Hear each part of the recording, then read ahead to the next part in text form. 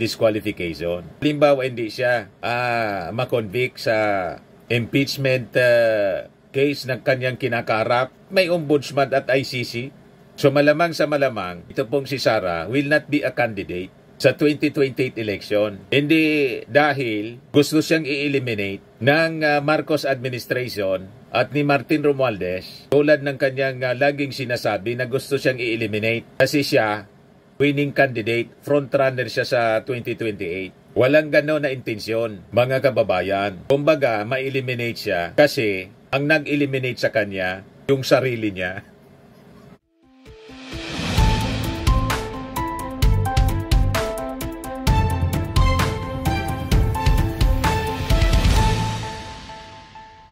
Hello po mga kababayan, si Dante Maravillas po. Bicolano vlogger, broadcast journalist from Albay. Kumusta mga manoy, mga manay, mga tugang? Ngayon, pag-usapan natin itong pinofloat mga kababayan ng isang political analyst na si Ronald Llamas na malamang daw mga kababayan in 2028 ang i-endorse na tumakbo sa pagkapangulo ng ating Pangulong Bongbong Marcos, si Leni Robredo. Ano tingin ninyo? Yan sabi ni Ronald Llamas, mga kababayan. Alam naman natin kung ano ang kulay ni Ronald Llamas. Dati siya political advisor ni dating Pangulong Benigno Aquino. So, alam na ninyo yung leanings. Pure-blooded Dilawan, mga kababayan. Alam naman ninyo po, ito mga Dilawan, gustong-gusto nilang makabalik. So, ginagamit nila ang pang-aaway ni Sara Duterte sa Marcos. Hindi ko siya tinatawag na away between Marcos and Duterte. Kasi yung ating Pangulo, hindi man po nangaaway. Ang ating Pangulo po, inaaway. Pero hindi nangaaway. Yung mga political analyst, yung mainstream media, ang tawag nila sa mga commentaries nila, away ng Marcos Romualdez at Duterte. Walang katotohanan po yan. That is not true. It is a lie. Pure lies, mga kababayan. Nangaaway lang yung mga Duterte kasi kating-kati po na makabalik. Gusto nila na palitan agad yung ating Pangulo. Hindi makapaghintay ng 2028 presidential elections.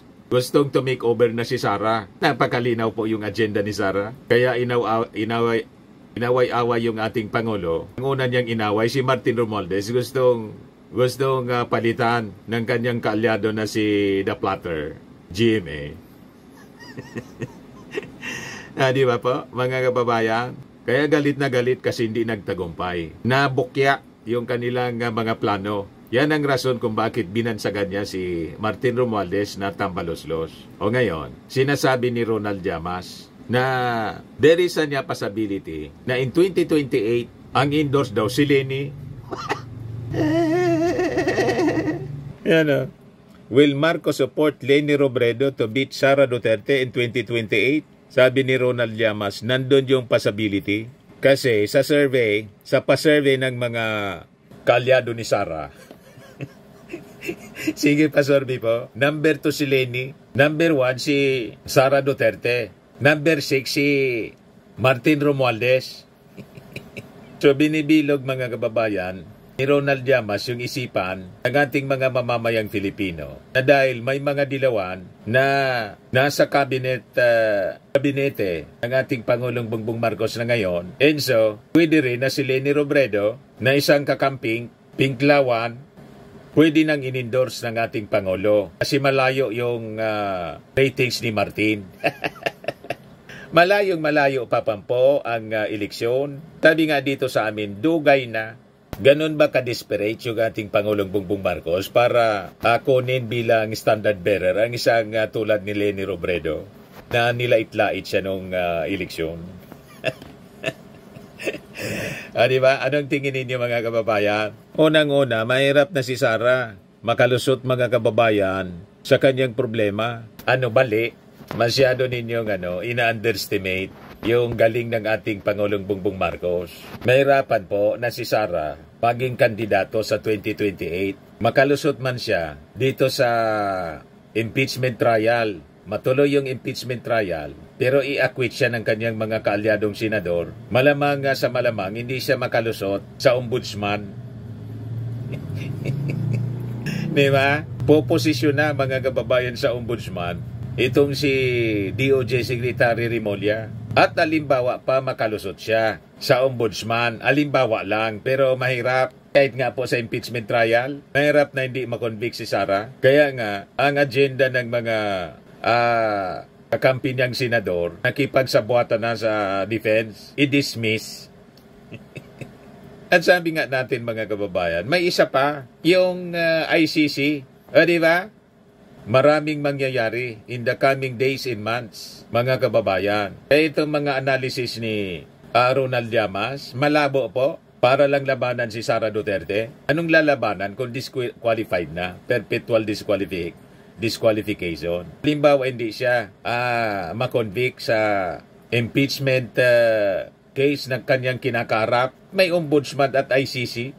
So malamang sa malamang, ito pong si Sara will not be a candidate sa 2028 election. Hindi dahil gusto siyang i-eliminate ng Marcos administration at ni Martin Romualdez, tulad ng kanyang laging sinasabi na gusto siyang i-eliminate kasi siya winning candidate, frontrunner siya sa 2028. Walang gano'n na intensyon, mga kababayan. Kumbaga, ma-eliminate siya kasi ang nag-eliminate sa kanya, yung sarili niya. In-eliminate ni Sara yung sarili niya. Kasi nga po, siya man lang ang gumawa ng mga kasong yan. Hindi po ang Congress ang gumawa ng kaso, asunto laban sa kanya. Gumawa siya ng asunto, sunulat lang ng mga congressmen yung asunto. Pero ang may kagagawa ng asunto niya siya.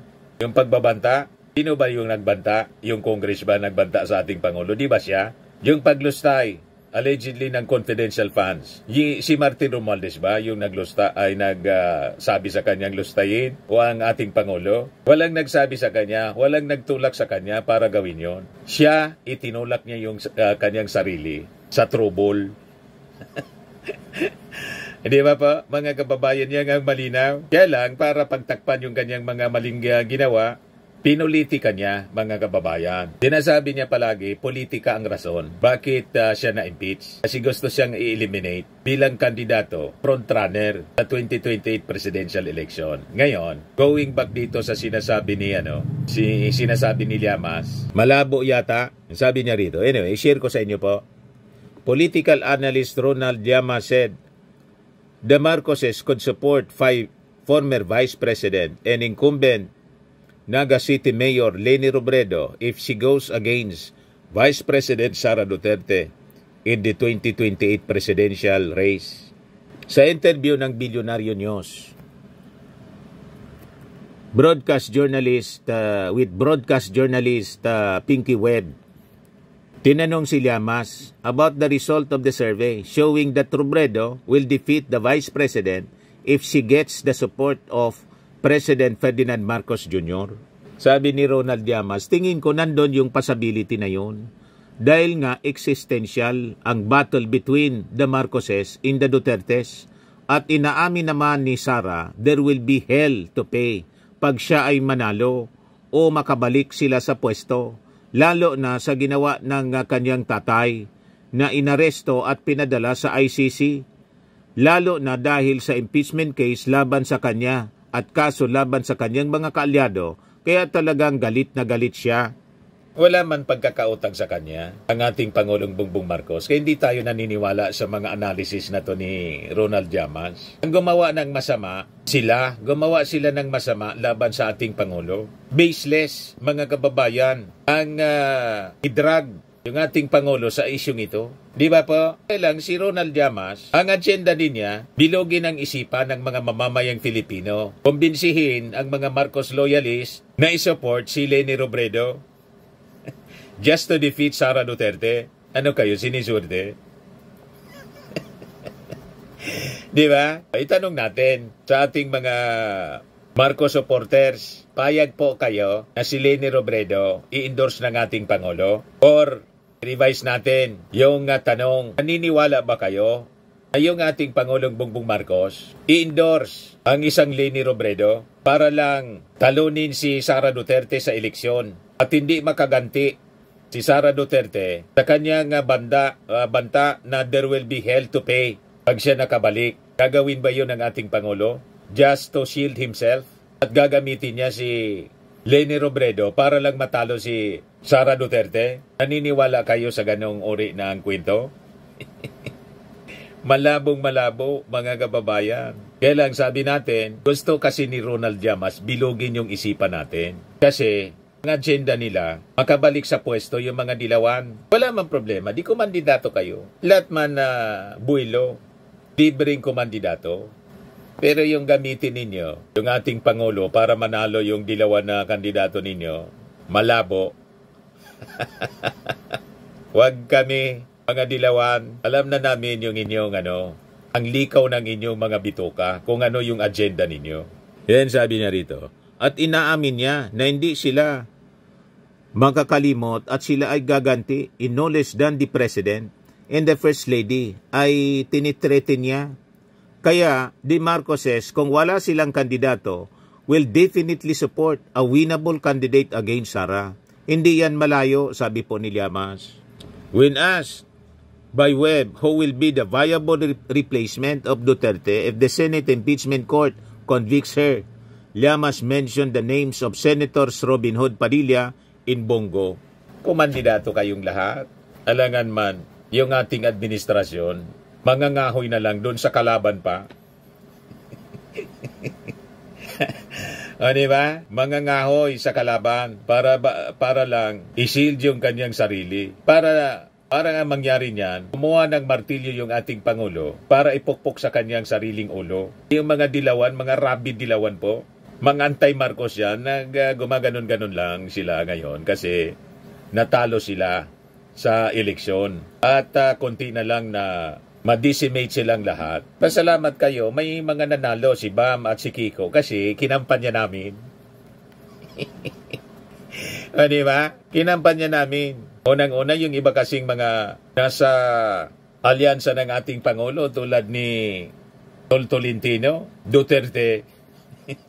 Diba? Kaya sabi ko, imbis na iboto natin yung mga kaalyado ni Sara, ni Digong, iboto na lang natin yung mga dilawan. Anyway, pagka-senador lang naman. Para masiguro, nang uupo, hindi na pro-Duterte. So at least nasingitan mga kababayan nang hindi pro-Duterte, nabawasan. Pero yun nga ang sinasabi natin. Bakit ba dismissal pa rin ang sinusulong nila sa impeachment case ni Sara Duterte na majority sa mga senador perceived allies of the Duterte na pwedeng i-acquit siya? Anong kinatatakot? Tama po yung ating mga analysis? Anyway, sabi ni Llamas, una ay yung flinote ni former Presidential Legal Counsel Salvador Panelo na kung sakaling ma-impeach si Sara Duterte ay si Robin Hood Padilla. Pero hindi ko siya nakikita na viable for presidency sa 2028. Si Bongo, tahimik lang. Pero alam natin na interesado siya, sabi ni Llamas. Si Bongo, baka siya yung viable para sa mga kasama nila. Kumandidatos lang kayong lahat, yung gustong kumandidato. Di ba? Pero hindi ninyo mabibilog ang ulo ng mga Marcos supporters. Alam namin kung sino yung iboboto, alam namin kung sino yung isushoot namin sa Inidoro. Di paramihan na lang tayo. Gano'n naman ang eleksyon, paramihan ang boto. O ngayon, idagdag ko na lang ito mga kababayan kasi maganda itong balita. Yan po. Simi pa encourages more Filipinos to invest to Philippine capital market, sabi ng ating Pangulong Bongbong. Ano po itong Simi pa? Ang Simi pa, ito yung Republic Act number 12-214 or the Capital Markets Efficiency Promotion Act na naging effective siya simula ngayong July 1. It is designed to encourage every Filipino to invest their hard-earned money to build a better future, sabi ng ating Pangulong Bongbong Marcos. Ano yan, Mr. Maravillas? Paki-simplify. Capital market, yung stock market, tuturuan tayo ng mga Filipino. Maging mga stock investors.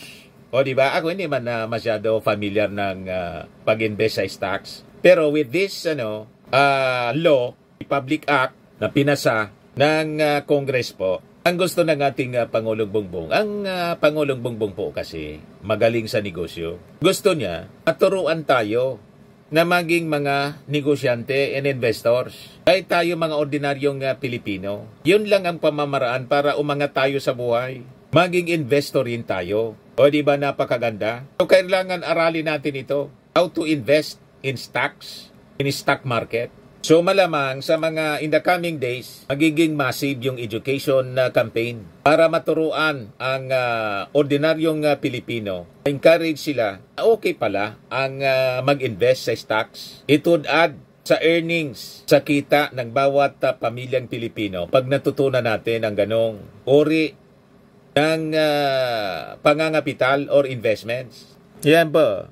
Sabi ng ating Pangulo, sa ginawa niyang special bell ringing sa Philippine Stock Exchange Tower sa Bonifacio Global City, Taguig City, kanina, to mark the effectivity of the law, he stated that the act niya, itong batas na to allows Filipinos to be true participants in the nation's economic growth. Itong reform anyang ito is not just for the well-off, yung mga mayayaman na, and for the professionals, for the stock traders. It is for every Filipino who dreams of better financial security. Napakagaling ng ating Pangulo. Ayaw niya na yung mga mayayaman lang ang lalo pang yumaman. Yung mga mayayaman, yumaman kasi mga investor sila, mga negosyante sila. Mindset sila ng mayaman. Mindset silang negosyante. Kaya napakaraming mahihirap na mga Filipino kasi hindi naturuan mag-invest. Wala silang tinatawag na financial literacy. Yan ang problema sa atin eh. Hindi niya lang ito sa mga well-off at mga professionals. Kailangan na niya, ordinaryong Pilipino, magkaroon din ng pagkakataon na makapag-invest sa stock market para naman magkaroon sila ng magandang financial security. It empowers the small business owner niya, the young professional, in the overseas Filipino worker, to start investing their hard-earned money to build a better future. Paliwanag ng ating Pangulo that the timely and strategic tax reform redefines and transforms how Filipinos invest, build, and grow their hard-earned savings. Ang nangyayari kasi po, after retirement, yung pension, doon na lang nagiging dependent yung mga ordinary Filipino. Yung pensyon nila, kulang man, nasasadlak sila mga kababayan sa kahirapan.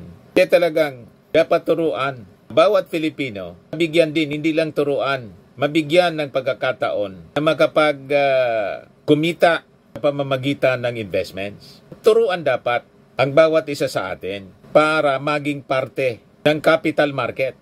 So ito, sabi rito, under the CIMIPA, for a first-time investor buying 10,000 worth ng stock, this means paying 10 pesos in tax instead of 60 pesos. Babawasan nila. This will encourage more Filipinos to invest in our capital market. Bababaan nila ng gobyerno yung charge na tax. So according to Marcos, the law also removed the documentary stamp tax on mutual funds and unit investment trust funds, investment tools widely used by young professionals and middle-class savers. The adjustment on rates lowers barriers and opens the market to more investors. So magiging very attractive para sa ordinary Filipino na mag-invest mga kababayan sa stock market. So magiging kahit ordinaryo tayo, hindi man tayo multi-millionaire or billionaires mga kababayan, makakasanayan na natin with this law ang maging investor na rin sa stock market. Di ba? Class na rin tayo. Hindi lang yung mga well-off, sabi ng ating Pangulo, mayayaman ang magiging parte ng stock market po. Bubuksan siya para sa ordinary Filipino. Pagkagandang kaisipan mga kababayan. So sabi ng ating Pangulo, from now on until 2030, CIMIPA is projected to generate over 25 billion pesos in net revenue, a substantial sum that can help fund the building of roads, bridges, hospitals, schools, other social safety net programs as well. Yan po yung ating Pangulo. Nanguna siya sa bell ringing doon sa Philippine Stock Exchange Tower sa BGC. Pakinggan natin yung mensahe ng ating Pangulong Bongbong. First-time investor buying a 10,000 peso worth of stock, this means paying 10 pesos in tax instead of 60. This will encourage more Filipinos to invest in our capital markets. This law also removed the documentary stamp tax on mutual funds and unit investment trust funds, investment tools widely used by young professionals and middle-class savers. The adjustment on rates lowers barriers and opens the market to more investors. Additionally, we have introduced a uniform final tax rate of 20% on interest income. This simplifies compliance, removing confusion, and in a way, leveling the playing field. This law also offers incentives for companies that help employees save for their retirement. Private employers that match or exceed their workers' contributions to the personal equity and retirement accounts, or PERA, are now entitled to an additional 50% tax deduction on their actual contributions. And at the same time, CIMEPA removes certain exemptions to enhance fairness in our tax system. Government-owned or controlled corporations are now generally subject to the same passive income taxes as other institutions. From now until the year 2030, CIMEPA is projected to generate over 25 billion pesos in net revenue, a substantial sum that can help fund the building of roads, bridges, hospitals, schools, other social safety net programs as well. But beyond revenue, CIMEPA reinforces confidence. It shows that our financial system is becoming more equitable and structured for long-term stability. So let's be clear. The reform is not just for well-off and for the well-off and for the professionals, for the stock traders. It is for every Filipino who dreams of better financial security. It empowers the small business owner, the young professional, the overseas Filipino worker to start investing their hard-earned money to build a better future. Mga kita natin mga kababayan sa ating hanap buhay, hindi lang natin itatabi sa mga bangko. Pwede na tayo na mag-invest sa stock market. Di ba? Tuturaan tayo ng ating gobyerno mismo. Siguro, kasi ngayon pa lang yung effectivity ng batas, ang mga susunod na activities niyan, magkakandak sila ng mga seminars about how to invest in stock market. Di ba? Napakaganda. So tayong lahat, kahit ordinaryong empleyado, magiging investor na rin. Stock investor na rin. Sosyal. Di ba pa? Napakaganda ng programa ng ating Pangulong Bongbong Marcos. Abangan natin ito. Update ko po kayo mga kababayan ng mga developments kasi ngayon pa lang ito, launching ito mga kababayan kasi effectivity ng batas ngayong araw na ito pa lang po. Okay po mga kababayan, yan ang bagong Pilipinas po. Sa mga naghanap ng malinis and spacious fitness gym, pumunta lang po kayo sa aming Colossal Fitness Gym. We also offer Grab Car Rental with our brand new 2023 model ng Toyota Innova. We also accept booking for those who are planning to travel via PAL, Cebu Pacific, and other airline companies, local and international, and Bills Payment for Meralco Bills, PLDT, Aleco Bills, etc. Ang Colossal Fitness Gym is located at 3rd floor Security Bank Building, Lanco Business Park, Legazpi City, Albay. For inquiries, look for Chilon Maravillas. Contact number 0966-802-0949. Yan yung aming Innova. Lagi na pong matao sa amin. Pati mga foreigners po, tingnan ninyo. Mga British tourists sila. Ang lalaki ng katawan na, mga kababayan, nag-gym sa amin. Ito naman po, Indian National. Ito mga mga European sila. Ito naman yung bago naming product na binibenta online, iGlow Serum. Whitening po siya galing sa South Korea. Tingnan ninyo yung epekto sa aking anak na architect entrepreneur, Riz Maravillas. For inquiries, look for Riz Maravillas on FB. Ito naman po, Firmax Firming and Lifting Cream. Pinapahid po ito sa mga pulses. and affected area. Mahina po ito sa mga pains at paninigas na mga kasukasuan. Ito po, Automax Radiant Serum. Sa mukha naman yung application. Anti-aging po siya. You will look 10 years younger than your age. Sa mga cancer patients naman po, baka lang gusto ninyo itong itry. Name siya red mixed fruit drink. Hindi man po siya gamot, food supplement siya. Kaya lang, gawa siya mga kababayan sa goji berry. Yung goji berry may anti-cancer properties. Ito naman yung bago naming product na binebenta online. I Am Worldwide Amazing Pure Organic Barley Powdered Drink Mix from Australia. Endorsed by Maritoni Fernandez po, cancer survivor. Ang mga health benefits niya, boost immunity, improves digestion, enhances energy levels, packed with antioxidants, prevent cancer. Sa mga inquiries ninyo, dumiretso na lang kayo sa messenger ng aking anak, Riz Maravillas. Sa mga mahilig po sa mga imported bags, message ninyo si Ma'am Eileen Rosales, Eileen Closet, nakabase siya sa Amerika. Yan po siya mga kababayan. Oh. I-message niyo na lang po. Ito naman po yung bago naming product na binibenta online. Eye Glow Serum, whitening po siya. Tingnan ninyo yung epekto sa aking anak na architect before and now. Yung mga inquiries po ninyo, dumiretso na lang kayo sa kanyang Facebook account, Riz Maravillas.